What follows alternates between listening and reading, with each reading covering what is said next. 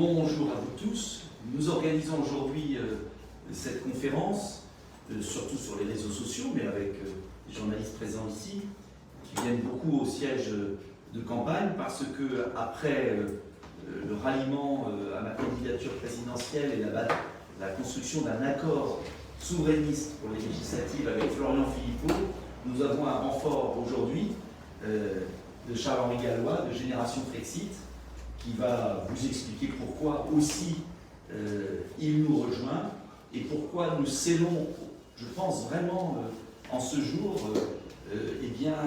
l'amorce d'un grand mouvement, alors on l'appelle patriote, souverainiste, gaulliste, qu'importe, enfin en gros pour l'indépendance du pays. Je passe la parole à Charles-Henri qui est la vedette aujourd'hui, c'est vous qui vous expliquez.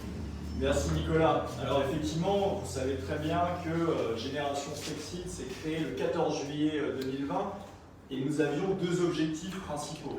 Le premier, c'était évidemment de pousser pour l'obtention d'un référendum sur l'appartenance de la France à l'Union européenne, et le deuxième était de rassembler les souverainistes, de rassembler les patriotes, les indépendantistes français, on pourrait les appeler, parce que ça nous semble en réalité la manière la plus crédible, plausible et efficace pour obtenir ce référendum et pour obtenir l'indépendance de la France.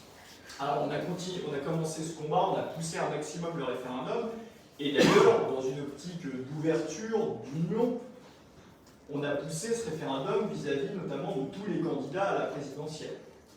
Alors il y en a certains qui ne répondaient pas, il y en a d'autres qui, par politique aérienne, par stratégie, ne souhaitaient pas entendre parler de ce référendum, quand bien même leur stratégie, on pourra peut-être revenir dessus s'il y a des questions, était, et je pense, absurde au niveau de l'Union européenne. Le seul qui a répondu à cet appel, c'est justement Nicolas Dupont-Aignan par cohérence. Et par cohérence, Génération Frexit appelle à voter pour Nicolas Dupont-Aignan. C'est le seul qui propose cette option de référendum, c'est le seul démocrate finalement à proposer ce référendum. Il faut quand même savoir que le dernier référendum qui a eu lieu en France, c'était en 2005, ça fait maintenant 17 ans. C'était sur cette question de l'Union européenne. On l'a oublié, ça fait une éternité. Vous savez, moi j'ai 33 ans, j'ai jamais voté de ma vie pour un référendum. C'est quand même ahurissant que dans un pays comme la France, quelqu'un de mon âge, de ma génération, n'ait jamais eu l'occasion de s'exprimer. Et je pense que la grande revanche, et le premier référendum qu'il doit y avoir, après celui de 2005, ça doit fondamentalement être sur cette question de l'Union européenne. Parce qu'on sait très bien que depuis ce viol du référendum de 2005, il y a une fracture démocratique. On le voit, on le sait, l'abstention ne cesse de monter partout. Et je pense notamment qu'une des façons de résorber cette fracture démocratique, c'est d'avoir ce référendum et c'est d'offrir aux Français la revanche de 2005. Et je pense que le candidat qui peut aller chercher cet électorat abstentionniste dont ils parlent tous, mais dont ils ne font rien pour aller le chercher, c'est d'offrir cette revanche de 2005, et c'est ce que fait Nicolas Dupont-Aignan. Évidemment, je le salue, je le remercie de le faire. Et donc ça, au niveau du référendum, c'est très clair. Donc Génération Frexit, sans aucune ambiguïté, appelle à voter pour Nicolas Dupont-Aignan à cette élection présidentielle, et même plus globalement, au-delà des adhérents, des sympathisants de Génération Frexit. J'appelle tous les partisans du Frexit et tous les partisans de l'indépendance de la France, qu'ils soient de gauche, qu'ils soient de droite, à voter et à faire en sorte que Nicolas Dupont-Aignan ait un gros score et une belle dynamique pour mettre la pression et pour obtenir ce référendum. Je pense que c'est fondamental. Après ça, vous avez le deuxième volet qui a été évoqué, il y a la présence notamment de Florian ici, c'est évidemment l'union des souverainistes, l'union des indépendantistes français finalement.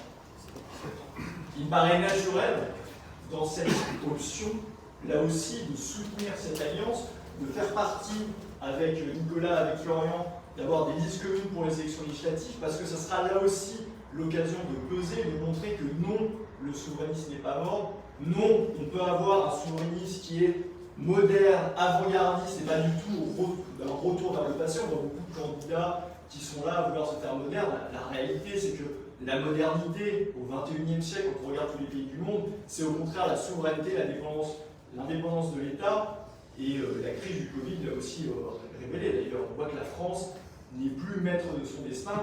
Il est urgent de reprendre le contrôle, et je pense que cette union souverainiste va dans cet ordre des choses, et il nous a paru naturel de rejoindre ce mouvement et de rejoindre Nicolas et Florian. Je pense que les perspectives sont très belles et j'invite évidemment tous ceux qui nous regardent à rentrer dans cette dynamique, à la fois pour Nicolas pour la présidentielle bien entendu, mais aussi pour les élections législatives qui seront clés. Et je pense que, et ça avait été dit lors de votre conférence de presse commune, ce n'est pas seulement un coût médiatique, un coût de communication, je pense que c'est une union de long terme, parce qu'il faut voir pour les législatives, il faut voir pour les élections européennes également.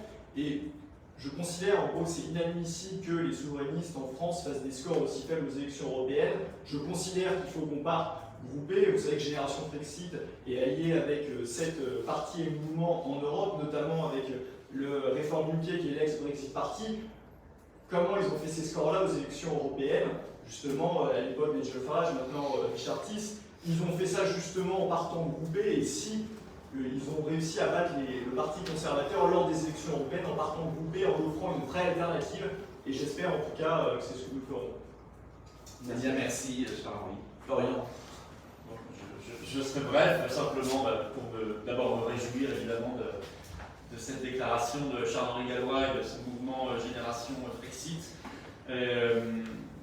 C'est vrai qu'on a lundi dernier avec Nicolas Dupont-Aignan annoncé le soutien des Patriotes à sa candidature à l'élection présidentielle, annoncé cette alliance d'union des souverainistes, cet accord, et qui déborde évidemment sur les élections législatives. Et on avait tout de suite précisé, c'est ouvert à toutes les formations souverainistes désireuses de se battre, parce qu'il faut absolument faire ce rassemblement. Et c'est quelque chose dans le milieu patriote, dans le milieu des souverainistes, dans le milieu des gaullistes, dans le milieu de ceux qui se battent pour une politique sérieuse, c'est-à-dire que sans souveraineté on ne peut strictement rien faire, hein, d'aucun point de vue, ni sanitaire, ni social, ni régalien. Eh bien, enfin, il y a une dynamique de rassemblement solide, clairement exprimée, franche, qui va vite même, puisque là on est simplement la première semaine de l'annonce de cet accord et on a déjà la joie de voir Charles-Henri Gallois et son mouvement Génération Frexit s'inscrire dans cette dynamique, ce soutien résolu à la candidature de Nicolas Dupont-Aignan à l'élection présidentielle et cette alliance aux élections législatives. Je m'en réjouis énormément. À l'été 2020, j'avais fait une journée souverainiste qui était d'ailleurs venue Nicolas Dupont-Aignan et on avait dit la même chose. On avait dit qu'il faut faire l'union des souverainistes.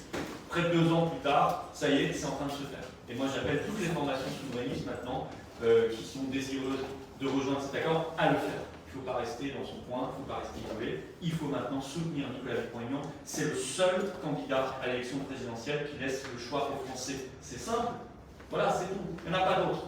C'est le seul.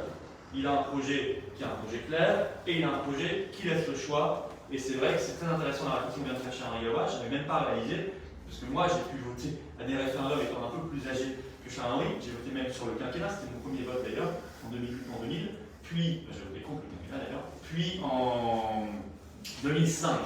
Et c'est vrai qu'il y a toute une génération de Français, peut-être moins de 35 ans, je sais pas, qui n'ont jamais voté à aucun référendum, alors que le référendum, il est central dans notre Constitution encore aujourd'hui. Si on lit la Constitution, normalement, le référendum est même à égalité avec le Parlement, le Congrès, pour définir tout un tas de politiques et de grands choix stratégiques. Et bien, ça n'est absolument plus respecté, c'est un scandale absolu. Et donc, ça, c'est quelque chose qui doit être martelé. Et la candidature de Nicolas Dupont-Aignan, c'est peut-être aussi la candidature du référendum. En général, c'est une candidature qui laisse le choix, qui se retourne vers la souveraineté populaire. C'est essentiel de peser en faisant en sorte que Nicolas ait le plus grand score possible à cette élection et ensuite une belle dynamique aux élections législatives. Voilà ce que j'avais à dire. Et d'ailleurs, samedi, nous faisons, comme depuis 17 mois, une grande manifestation pour la liberté. Qu'est-ce que c'est que la souveraineté? C'est la liberté. Et donc, je vous convie volontiers tous les deux pour qu'on puisse ensemble crier tout cela dans les rues de Paris. Merci Florian, merci Charles-Henri. Je regardais le projet qui est sur Internet, sans décision pour la France 2022, et qui a été écrit avant, parce qu'il est imprimé depuis plusieurs mois. Et le premier chapitre, c'est rendre aux Français leur liberté et à la France son indépendance. Et vous avez 16 mesures. 16 mesures. Et la première, c'est suppression de l'état d'urgence sanitaire et des mesures liberticides, comme le pass sanitaire. La deuxième, c'est recours à la pratique référendaire sur les sujets clés. UE, code pénal, immigration et code laïcité. La troisième, c'est l'instauration du RIC, à partir de 500 000 signatures. La quatrième, c'est prise en compte du vote blanc. Et scrutin reporté s'il est majoritaire. La cinquième, c'est le retour au septennat avec possibilité d'un référendum révocatoire à mi-mandat, etc., etc. Donc, c'est clair, c'est écrit. Hein. Donc, il n'y a aucune ambiguïté. Voilà, je veux le dire. Alors, c'est vrai que je défends toujours mon idée de traité alternatif ou d'accord intergouvernemental. Eh bien, c'est ma valeur ajoutée. Mais ce n'a pas été difficile de signer votre appel au référendum, parce que c'est la base, consulter les Français. Et je serai le candidat de la liberté et de la démocratie. Ça me paraît très important. Voilà, je voulais juste préciser cela. Maintenant, est-ce qu'il y a des questions? On va peut-être... est-ce qu'il y a des questions sur Internet? Est-ce qu'il y a une question, Madame Renaud? Madame Renaud, pas de question? Aucune question. Ça vous suffit? C'était très clair. Bon. Alors, je vais préciser pour Madame Renaud, un petit point. Comme on a mis dans notre communiqué commun, il faudra donner le communiqué de lundi à Madame Renaud si elle ne l'avait pas lu. C'est que ce référendum, il s'organisera dans mon esprit autour de deux questions, de deux cas de figure, et j'insiste. J'ai toujours dit la même chose, 2017, et je le redis, dès mon élection, j'envoie un traité simplifié, pas simplifié comme l'autre, un accord intergouvernemental qui met fin à la Commission de Bruxelles, qui met fin au droit français supérieur, qui met fin au droit européen supérieur et qui rétablit le droit français supérieur, qui met fin, etc. Et qui prévoit des coopérations techniques à la carte sur des grands projets industriels et scientifiques, mais à la carte avec toujours la maîtrise soudaine de la France. Les pays voisins de l'Union européenne ont 6 mois pour répondre, oui ou non. S'il y a un accord, il y a un référendum sur la sortie complète, ce que j'appelle, ou ce nouvel accord, puisqu'on soumet à un référendum ce nouvel accord. Ce n'est pas un référendum, on reste dans l'Union, où il y a cet accord. On a toujours le choix. On a toujours le choix. Référendum sur l'accord que j'ai revendiqué et sur lequel sont tombés miraculeusement d'accord des pays qui auraient changé miraculeusement. Parce que les peuples en ont ras-le-bol. Deuxième cas de figure, les pays voisins de l'Union européenne refusent la main tendue de la France pour reconstruire une Europe des nations intergouvernementale et des projets à la carte. Dans ce cas-là, il y a un référendum qui est sur la sortie sèche. Ce que j'appelle. Voilà. Donc, c'est la clarté. Voilà.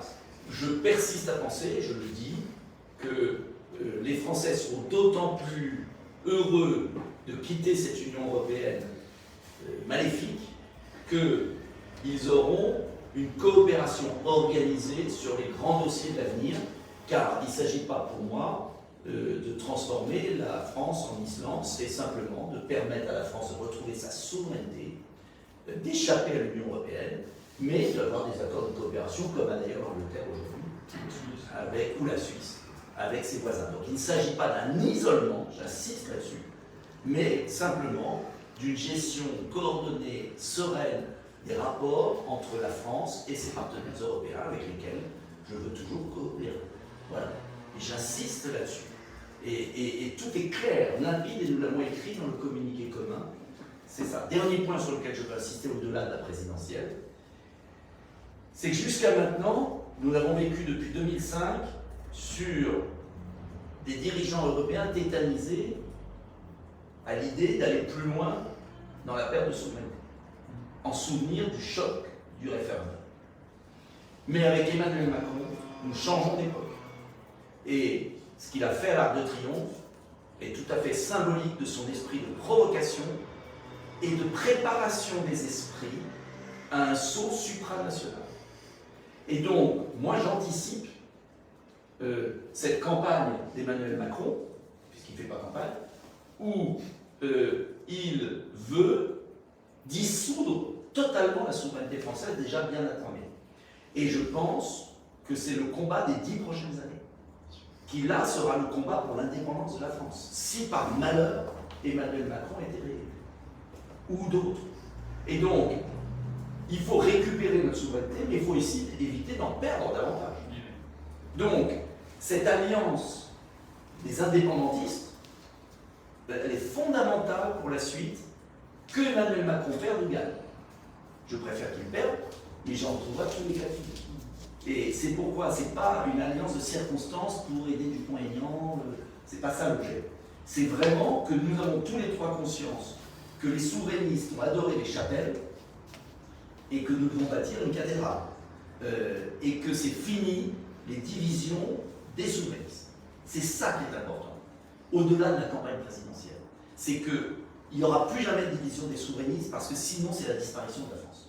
Et donc on a pris sur nous et on accepte nos nuances. Voilà, on accepte nos nuances.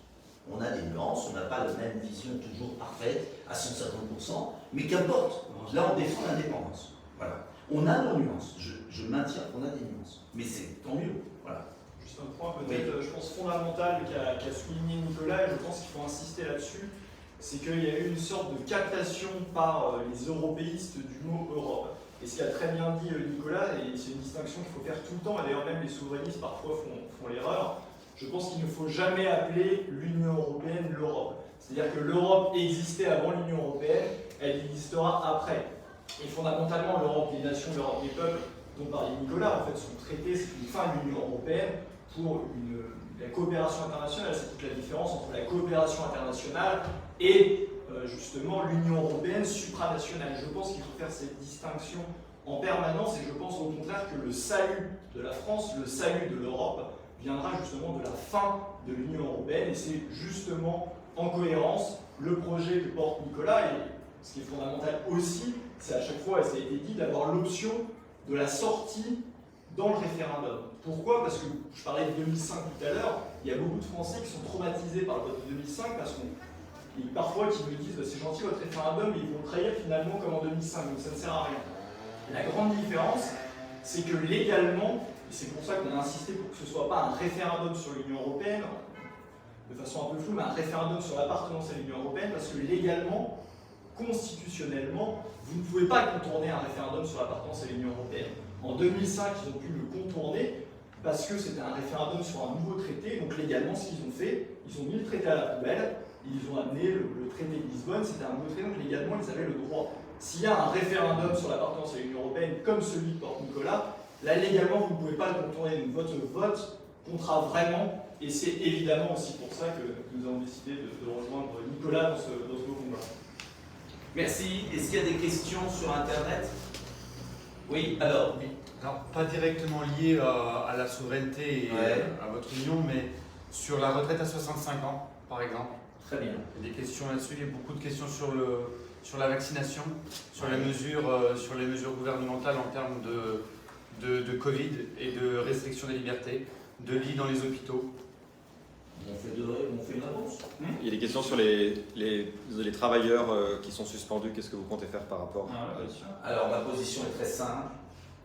Première décision, suppression de tout pass vaccinal sanitaire, suppression de l'état d'urgence, réintégration des soignants exclus. C'est pas négociable. Et apport de Florian à mon projet présidentiel précis, c'est constitutionnalisation, comme au Japon, de l'interdiction du confinement et de l'enfermement. Voilà. C'est clair, net, précis. Ça, il n'y a pas photo, je pense que on est là-dessus. Tu veux ajouter un peu? Je veux juste un tout petit mot. Justement, samedi, la manifestation est spéciale sur la réintégration, spécialement dédiée à la réintégration des personnels suspendus. J'ai vu cette scène, qu'on a tous vu, je crois, extrêmement choquante hier, la vidéo de cette infirmière en pleurs qui rencontre Emmanuel Macron dans la rue, qui lui dit entre deux larmes, juste laissez-moi bosser. C'est une infirmière, elle a appris à s'occuper des soignants, et Macron lui répond froidement, sèchement, non, on ne vous réintégrera pas, on continuera. C'était inhumain, et ça faut que ça cesse. Donc on va dédier particulièrement cette journée de samedi à ces travailleurs-là. Il y a des infirmières, il y a des soignants, il y a des médecins, il y a des pompiers, il y a des gendarmes, il y a des militaires, il y a beaucoup de monde, et il y en a de plus en plus en fait, parce qu'il faut faire sa troisième dose, etc. Donc il y en a de plus en plus qu'on ne le croit. Et voilà, évidemment, je partage intégralement tout ce que tu viens de dire, et j'ajoute juste un tout petit point, j'ai pris les séries, mais ce que tu disais sur le mot captation par Macron, il a capté le mot Europe, il a capté le mot souveraineté, avec la souveraineté européenne. Et ça, c'est une saloperie, cette expression souveraineté européenne, parce que ça peut parler aux oreilles inattentives qui qui entend le mot souveraineté, alors que derrière il est l'inverse. Plus il y a de souveraineté européenne, moins il y a de France. Il faut bien que les gens comprennent. Et de liberté. C'est un projet de destruction de la France et de nos libertés. Juste, dernier point, j'ai un cas hier, proche de moi, quelqu'un en grand danger, ne peut pas être opéré à Paris dans un grand service hospitalier avant le 8 avril. Avant le 8 avril, on était hier le 15 ou 16 16. Pourquoi? Parce que le professeur de médecine lui a dit, eh bien, on a viré tellement d'infirmières non vaccinées dans les blocs opératoires que je ne peux pas vous opérer avant le 8 avril. Et on va prier pour que vous n'ayez pas d'infection, sinon vous y passez. Avant le 8 avril, ça veut dire.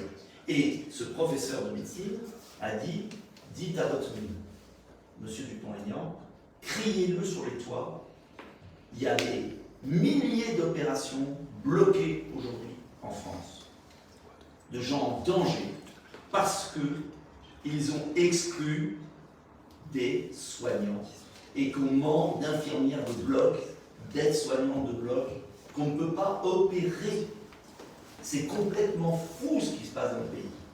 Complètement fou. Le dernier point, ça, vous savez, les gens ne le savent pas, tout à l'heure quelqu'un ne savait pas, qu'il faut toujours un pass sanitaire pour accompagner un enfant à l'hôpital, et qu'une personne non vaccinée ou qui a son pass désactivé, ou qui a été malade mais dont les 4 mois sont exclus, alors qu'en Suisse c'est 9 mois, est obligé d'aller faire un test payant pour pouvoir simplement amener son enfant à l'hôpital. Mais c'est complètement fou ce qui se passe. Et dans l'indifférence générale. Donc, c'est une question pas anecdotique, qui concerne des millions de Français. Voilà. Et dernier point, ils ont gardé des commandes de doses pour après la présidentielle, et ils vont nous refaire le coup, après la présidentielle, de redécouvrir un variant pour forcer à reprendre ces doses. Et je n'appelle pas ça vaccin. Donc, c'est un point fondamental, et je serais heureux de venir samedi. Et je serai présent samedi à tes côtés, à ton invitation. Dernier point sur la retraite à 65 ans, je pense, en tout cas mon projet présidentiel est clair, on maintient l'âge actuel, on ne l'augmente pas, car augmenter la retraite à 65 ans, quand le taux d'emploi des 60-64 ans est de 30%, au lieu de 70% pour les 55-60, ça veut dire quoi? Ça veut dire que les personnes qui ne sont pas à la retraite à 62 ans seront au chômage ou au RSA. Et ça veut dire ensuite qu'à compter de leur retraite, ils auront des pensions de misère.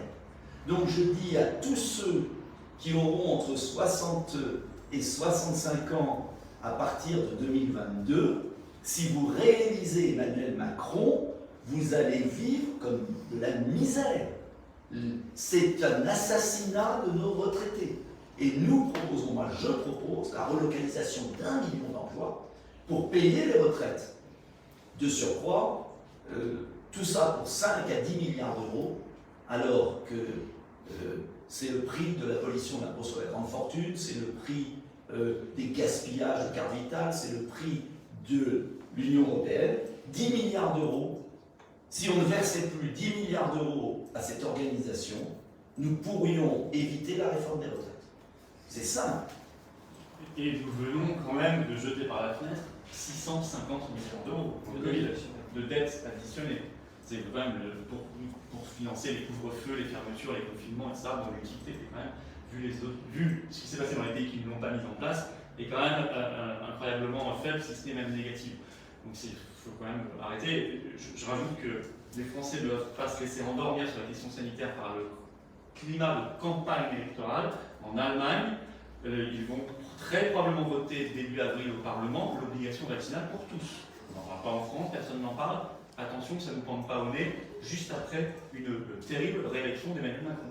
On endort les gens. On endort. Est-ce qu'il y a d'autres... Alors juste un petit mot sur les retraites, je rejoins complètement ce qui a été dit. La problématique, c'est que c'est transformer les Français de retraités en chômeurs, c'est une paupérisation massive. J'appelle d'ailleurs les retraités, ceux qui pensent voter pour Emmanuel Macron. Vous savez très bien qu'on est rentré dans une période qui est inflationniste avec Emmanuel Macron. les retraites ne vont pas suivre l'inflation. Donc tous les retraités, même actuels, vont avoir une paupérisation qui est massive, et donc c'est scier la branche sur laquelle ils sont assis s'ils votent pour Emmanuel Macron. Ça, c'est fondamental. Et le problème des retraites, et ça c'est très vrai, c'est pas un problème d'âge de départ à la retraite, c'est un problème de nombre de cotisants. On a 6 millions de chômeurs en France. Si on arrive par une politique de protectionnisme intelligent, par justement une politique d'indépendance nationale à récupérer 1 million d'emplois, il n'y a plus du tout de problème de retraite. C'est réglé. Donc c'est ça la vraie question. On est dans une politique malthusienne qui est absurde, et je pense que les solutions proposées par Nicolas Dupont-Aignan sont bien plus intéressantes que de dire on va augmenter à 64-65 ans, ce qui n'arrive à rien.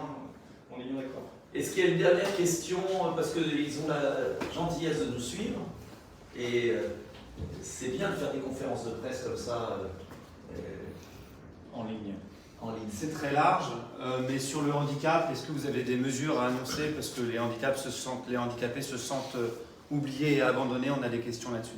Je voudrais juste dire à ce sujet que bien sûr on a des mesures, la déconjugalisation de l'AAH, l'augmentation du minimum de l'AAH au revenu de dignité, puisqu'on est en dessous, et qu'Emmanuel Macron dit l'avoir augmenté, mais il a supprimé certains des mécanismes d'indexation qui fait qu'il n'a pas augmenté tout ça, et puis permettre aux personnes en situation de handicap de travailler, faire respecter la loi des 6%, bref, permettre à ceux qui peuvent travailler de travailler et renforcer les allocations de ceux qui ne peuvent pas travailler. C'est un double mouvement fondamental. Mais je voudrais dire autre chose, et peut-être pour conclure... Je peux ajouter sur le handicap un scandale. Oui. Il y a un pass sanitaire à l'entrée des hôpitaux et des EHPAD, il y a aussi un pass sanitaire à l'entrée des institutions qui accueillent les personnes en situation de handicap. On ne le dit pas suffisamment, il y a beaucoup de familles qui s'en plaignent. Il faut le dire. Ah oui, je ne le savais pas. Merci. Et dernier point, vous voyez sur le handicap, la dernière présidentielle, on a eu des débats, mais là, il n'y a pas de débat. D'ailleurs, je remarque que je n'ai pas été invité au débat sur la santé. C'est pas par hasard. La mutualité française m'a exclu, la fédération hospitalière aujourd'hui m'a exclu. Parce qu'évidemment, il ne fallait pas que quelqu'un, un candidat, donne une autre vision. Donc je le dis à ceux qui nous regardent, j'ai été exclu des débats sur la santé. Parce qu'il ne fallait pas qu'on puisse dire autre chose. C'est incroyable. Pas de débat, pas de mandat. Je crois que c'est un très bon hashtag qui a été lancé. J'invite tous ceux qui nous regardent, pas de débat, pas de mandat. Emmanuel Macron est en train de truquer l'élection avec la complicité des médias français. Voilà, j'accuse.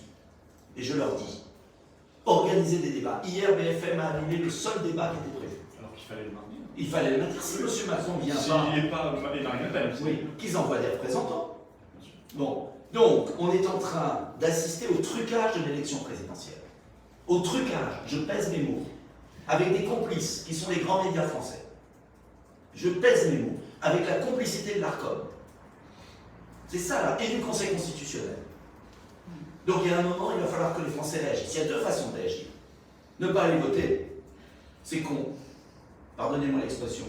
Parce que ne pas aller voter, c'est permettre à tous ceux qui truquent l'élection d'être au pouvoir. Et l'autre solution, c'est d'aller voter, que les 47 millions d'inscrits aillent voter et sanctionnent ce système oligarchique qui veut faire une élection sans débat. Pas de débat, pas de mandat.